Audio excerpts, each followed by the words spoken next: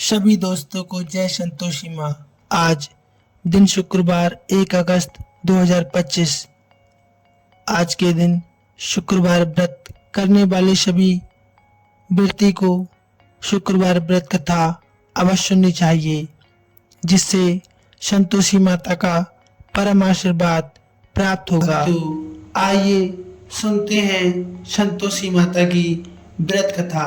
इससे पहले आप हमारे चैनल पर यदि नए हैं तो सब्सक्राइब अवश्य कर लें, साथ ही वीडियो को लाइक शेयर अवश्य करें। आपका बहुत धन्यवाद होगा। माता रानी आपके भंडारे भरे। आपकी सच्ची निष्ठा और भावना को देखकर माता आपके घर में सुख सौभाग्य का आशीर्वाद प्रदान करें। तो आइए भक्तों, सप्रेम सुनते हैं संतोषी माता की शुक्रवार व्रत कथा। एक बुढ़िया थी, उसके 7 बेटे थे। 6 कमाने वाले थे, जबकि एक बहुत निकम्मा था। बुढ़िया 6 बेटों को रसोई बनाती, भोजन करवाती और जो कुछ ऊँटा बचता वह 7वें को दे देती। एक दिन वह अपनी पत्नी से बोला, देखो मेरी माता जी मुझ पर कितना प्रेम करती हैं। उस पर उसकी पत्नी बोली, क्यों नहीं करती, सबका झूठा बचा आपको जो खिलाती हैं। वह बोला, ऐसा नहीं हो सकता, मैं जब तक आंखों से ना देख लूं मान नहीं सकता। बहू हंसकर बोली, जब आप देख लोगे तब तो मानोगे ना। कुछ दिन बाद एक त्योहार आया। घर में 7 प्रकार के भोजन, चूरमे के लड्डू बने। वह जांचने को सिर दुखाने के बहाने पतला वस्त्र सिर पर रखकर रसोई घर में सो गया। वह कपड़े में से सब देखता रहा। 6 भाई भोजन करने आए। उसने देखा माँ ने उनके लिए सुंदर आसन बिछाकर नाना प्रकार की रसोई परोसी और आग्रह करके उन्हें जमाया। वह देखता रहा। 6 भाई भोजन करके चले गए। उनकी झूठी थालियों में से लड्डुओं के टुकड़े उठाकर एक लड्डू बनाया। जूठन साफ कर बुढ़िया माँ ने उसे पुकारा, बेटा तुम्हारे सभी भाई भोजन करके चले गए हैं, अब तू ही बाकी है, उठ आ भोजन खा ले। वह कहने लगा, माँ मुझे भोजन नहीं करना, मैं अब परदेश जा रहा हूँ। माँ ने कहा, कल जाता हो बेटा, आज ही चला जा। वह बोला, हाँ आज ही जा रहा हूँ।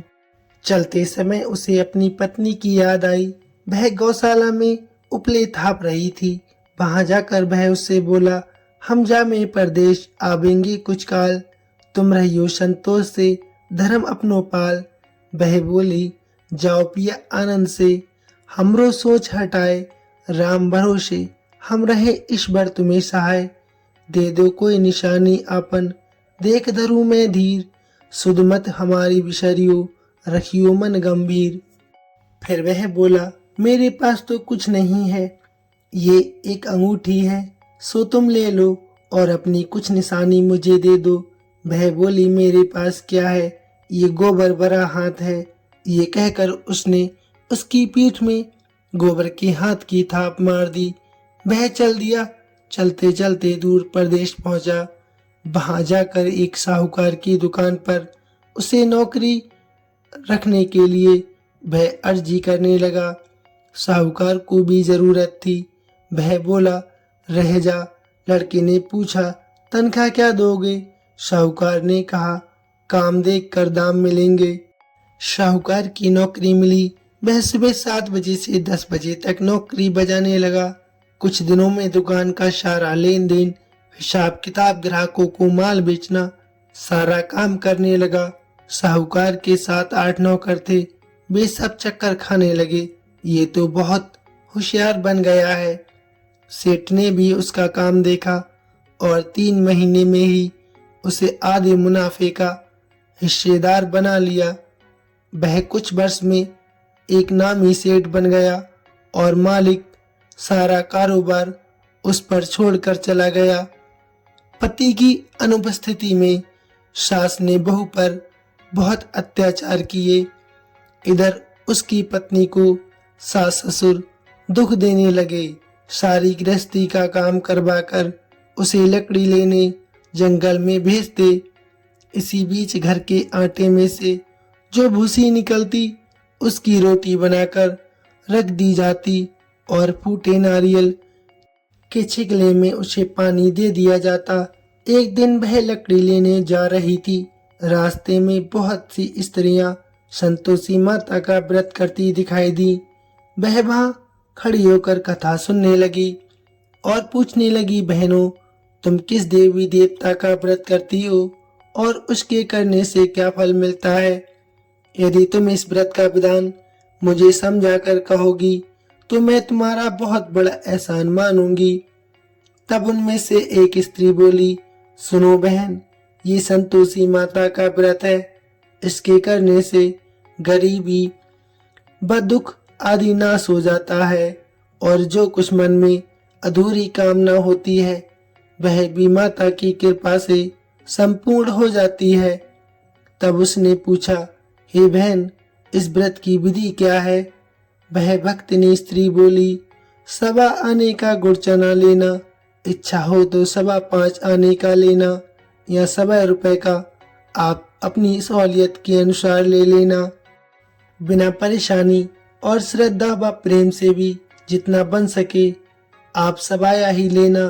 प्रत्येक शुक्रवार को निराहार रहकर कथा सुनना, इसके बीच क्रम न टूटे, लगातार नियम पालन करना। सुनने वाला कोई न मिले तो घी का दीपक जलाकर उसके आगे जल के पात्र के सामने रखकर कथा कहना। जब ये कार्य सिद्ध न हो, नियम का पालन करना और कार्य सिद्ध हो जाने पर व्रत का उद्यापन अवश्य करना। यदि किसी के ग्रह खोटे भी हो तो माता 1 वर्ष भर में कार्य सिद्ध अवश्य करती हैं। फल सिद्ध होने पर उद्यापन करना चाहिए, बीच में नहीं। उद्यापन में 2.5 सेर आटे का खाजा तथा इसी परिमाण से खीर तथा चने का साग करना। 8 लड़कों को भोजन करवाना। जहाँ तक मिले देवर जेठ भाई बंधु के हो, ना मिले तो रिश्तेदारों और पास पड़ोसियों के बुलाना। उन्हें भोजन करवाकर यथाशक्ति दक्षिणा देना।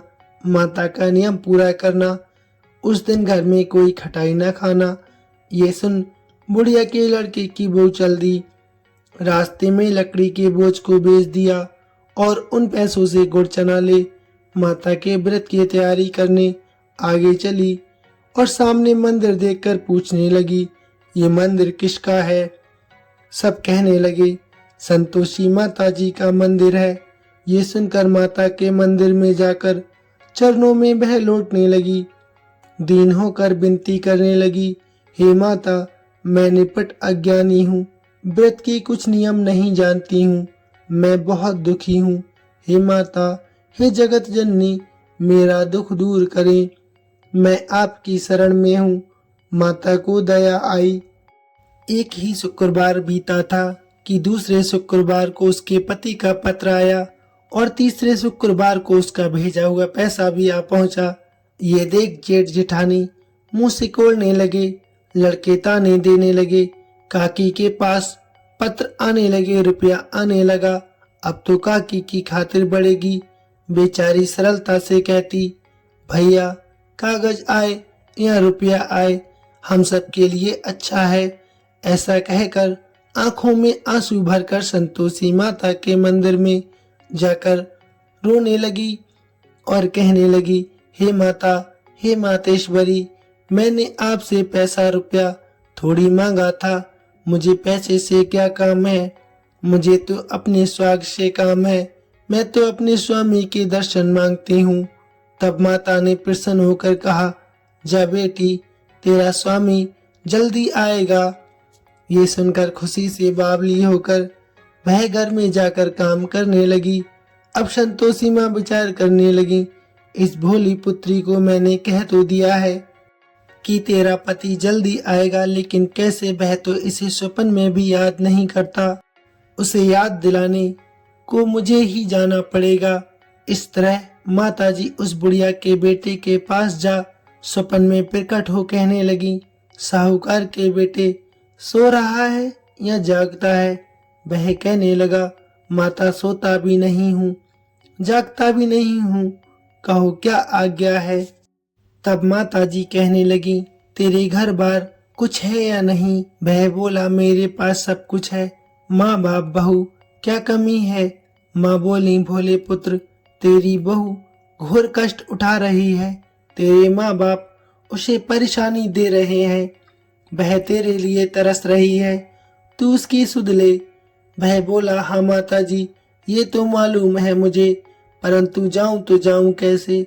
परदेश की बात है, लेन देन का कोई हिसाब नहीं, कोई जाने का रास्ता नहीं आता, कैसे चला जाऊं। माँ कहने लगी, मेरी बात मान, सवेरे नहा धोकर संतोषी माता का नाम ले। घी का दीपक जला, दंडवत कर दुकान पर जा बैठना। देखते ही देखते तेरा सारा माल बिक जाएगा। सांझ होते होते धन का भारी ढेर लग जाएगा। अब बूढ़ी की बात मानकर वह नहा धोकर संतोषी माता को दंडवत घी का दीपक जला दुकान पर जा बैठा। थोड़ी देर में देने वाले रुपया लाने लगे, लेने वाले हिसाब लेने लगे। कोठे में भरे सारे सामान खरीदार नगद दाम में सौदा करने लगे। शाम तक धन का भारी ढेर लग गया। मन में माता का नाम लेकर, चमत्कार देखकर प्रसन्न होकर घर जाने के लिए गहने, कपड़े, वस्त्र आदि खरीदने लगा। यहाँ काम से निपट तुरंत वह घर को रवाना हो गया। उधर उसकी पत्नी जंगल में लकड़ी लेने जाती है। लौटते वक्त माताजी के मंदिर में विश्राम करती है। वह तो उसके प्रतिदिन रुकने का जो स्थान ठहरा। धूल उड़ती देख वह माताजी से पूछती है, हे माता, ये धूल कैसी उड़ रही है। तब माताजी कहती हैं, हे पुत्री, तेरा पति आ रहा है। अब तू ऐसा कर, लकड़ियों के 3 बोझ बना ले। एक नदी किनारे रख और दूसरा मेरे मंदिर पर, तीसरा अपने सिर पर। तेरे पति को लकड़ियों का गट्ठर देखकर मोह पैदा होगा। वह वहां रुकेगा, नाश्ता पानी खाकर माँ से मिलने जाएगा। तब तू लकड़ियों का बोझ उठाकर जाना और चौक में गट्ठर डालकर जोर से आवाज लगाना, लो सासू जी, लकड़ियों का गट्ठर लो, भूसी की रोटी दो, नारियल के खेपड़े में मुझे पानी दो, आज कौन मेहमान आया है। माताजी से बहुत अच्छा कहकर वह प्रसन्न मन से लकड़ियों के 3 गट्ठर बनाती है, एक नदी किनारे पर और एक माताजी के मंदिर पर रखकर, और बाकी अपने सिर पर रखकर खुशी से घर की तरफ चलने लगती है। इसी बीच इतने में एक मुसाफिर आ पहुंचा। सूखी लकड़ी देखकर उसकी इच्छा उत्पन्न हुई कि वह यहीं पर विश्राम करे और भोजन बना खाकर पीकर गांव जाए। इसी तरह रुककर भोजन बना विश्राम करके गांव को चला गया। सबसे प्रेम से मिला। उसी समय सिर पर लकड़ी का गट्ठर लिए वह उतावली सी आती है। लकड़ियों का भारी बोझ आंगन में डालकर जोर से 3 आवाज देती है, लो सासू जी, लकड़ियों का गट्ठर लो, भूसी की रोटी दो, आज मेहमान कौन आया है। ये सुनकर उसकी सास बाहर आकर अपनी बहू को दिए हुए कष्टों को भुलाने हेतु कहती हैं, बहू ऐसा क्यों कहती है, तेरा मालिक ही तो आया है। आ बैठ, मीठा भात खा, भोजन कर, कपड़े गहने पहन। उसकी आवाज सुन उसका पति बाहर आता है। अंगूठी देख व्याकुल हो जाता है। माँ से पूछता है, माता ये कौन है। माँ बोलती हैं, बेटा ये तेरी बहू है। जब से तू गया है तब से सारे गांव में भटकती फिरती है। घर का काम काज कुछ करती नहीं, 4 पहर आकर खा जाती है। वह बोला, ठीक है माँ, मैंने इसे भी देखा है और तुम्हें भी। अब दूसरे घर की ताली मुझे दो, मैं उसमें जाकर रहूंगा। माँ बोली, ठीक है बेटा, जैसी तेरी मर्जी। तब वह दूसरे मकान की तीसरी मंजिल का कमरा खोलकर सारा सामान जमा कर वहां पर रहने लगा। एक दिन में राजा के महल जैसा ठाट बाट उसने बना लिया। अब क्या था, बहू सुख भोगने लगी। इतने में शुक्रवार आ गया। तब उसकी पत्नी ने अपने पति से कहा, मुझे संतोषी माता का व्रत का उद्यापन करना है। पति बोला, खुशी से कर लो। वह उद्यापन की तैयारी करने लगी। जिठानी के लड़कों को भोजन के लिए कहने गई। उन्होंने मंजूर किया, परंतु पीछे से जिठानी ने अपने बच्चों को सिखाया, देखो बच्चों, भोजन के समय खटाई मांगना जिससे उसका उद्यापन पूरा ना हो सके। लड़के जीमने आए, खीर खाना पेट भर कर खाया, परंतु बाद में खाते ही कहने लगे, हमें खटाई दे दो, खीर खाना हमको भाता नहीं, देखकर अरुचि होती है। वह कहने लगी, भाई खटाई किसी को नहीं दी जाएगी, ये संतोषी माता का प्रसाद है। लड़के उठ खड़े हुए, बोले हमें पैसा लाओ। बोली बहू कुछ नहीं जानती, सोने पैसे दे दिए। लड़के उसी समय हट करके इमली खटाई लेकर खाने लगे।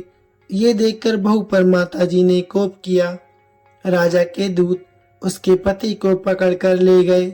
जेठ जेठानी मनमाने वचन कहने लगे, लूट लूट कर धन इकट्ठा कर लिया था, अब सब मालूम पड़ जाएगा जब जेल की मार खाएगा। बहू से ये कटु वचन सहन नहीं हुए, वह रोती हुई माताजी के मंदिर में गई। कहने लगी, हे माता तुमने ये क्या किया, हंसाकर अब हमको क्यों रुलाने लगी। माताजी बोली, बेटी तूने उद्यापन करके मेरा व्रत भंग किया है। वह कहने लगी, माता मैंने कुछ अपराध नहीं किया, मैंने तो लड़कों को भूल से पैसे दे दिए थे, मुझे क्षमा कर दो, मैं तुम्हारा फिर से उद्यापन करूंगी। माता बोली, अब भूल मत करना। वह कहने लगी, अब नहीं होगी, अब बतलाओ वे कैसे आवेंगे। माँ बोली, जा पुत्री, तेरा पति तुझे रास्ते में आता मिलेगा। वह निकली, राह में पति आता मिला। वह पूछने लगी, कहाँ गए थे। वह कहने लगा, इतना धन जो कमाया है उसका टैक्स राजा ने मांगा था, वह भरने गया था। वह प्रसन्न होकर बोली, भला हुआ, अब घर चलो। कुछ दिन बाद फिर शुक्रवार आया। वह बोली, मुझे फिर से माता का उद्यापन करना है। पति ने कहा, ठीक है करो। बहू फिर जेठ के लड़कों को भोजन के लिए कहने गई। जेठानी ने तो एक दो बातें सुनाई, सब लड़कों को सिखाने लगी, तुम सब लोग पहले ही खटाई मांगना। लड़के भोजन से पहले कहने लगे, हमें खीर नहीं खानी, हमारा जी बिगड़ता है, कुछ खटाई खाने को भी देना। वह बोली, खटाई किसी को नहीं मिलेगी, आना है तो आओ। ब्राह्मण के लड़के लाकर उसने भोजन करवाया। यथाशक्ति दक्षिणा की जगह एक एक फल उन्हें दिया। संतोषी माता प्रसन्न हुई। माता की कृपा होते ही 9वें मास उसको चंद्रमा के समान सुंदर पुत्र प्राप्त हुआ। पुत्र को पाकर प्रतिदिन माताजी के मंदिर जाने लगी। माँ ने सोचा ये रोज आती है, आज क्यों ना मैं इसके घर चलूं। ये विचार कर माता ने भयानक रूप बनाया। गुड़ चने से सना मुख, ऊपर सूंड के समान होठ, उस पर मक्खियां भिन बना रही थीं। दहलीज पर पांव रखते ही उसकी सास चिल्लाई, देखो रे, कोई चुड़ैल डाकिन चली आ रही है, लड़कों इसे भगाओ नहीं तो किसी को खा जाएगी। लड़के भागने लगे, चिल्लाकर खिड़की बंद करने लगे। बहू रोशनदान में से देख रही थी। प्रसन्नता से पगली बन चिल्लाने लगी, आज मेरी माताजी मेरे घर आई हैं, वह बच्चे को दूध पीने से हटाती है। इतने में सास का क्रोध फूट पड़ा। वह बोली, क्या उतावली हुई है, बच्चे को पटक दिया। इतने में माँ के प्रताप से लड़के ही लड़के नजर आने लगे। वह बोली, माँ मैं जिनका व्रत करती हूँ ये वही संतोषी माता है।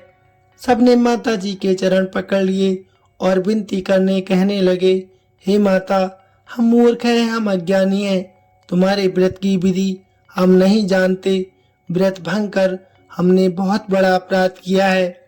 जग माता आप हमारा अपराध क्षमा करो। इस प्रकार माता उनकी कटु भावना को सुनकर बहुत प्रसन्न हुई। बहू को जैसा माता ने फल दिया वैसा माता ने सबको दे दिया। जो कथा सुने या सुनावे उसका मनोरथ पूर्ण हो। प्रेम पूर्वक बोलिए संतोषी माता की जय। दोस्तों वीडियो कैसी लगी प्लीज कमेंट में अवश्य बताइए, साथ ही लाइक शेयर अवश्य करना। संपूर्ण वीडियो देखने के लिए आपका बहुत बहुत धन्यवाद।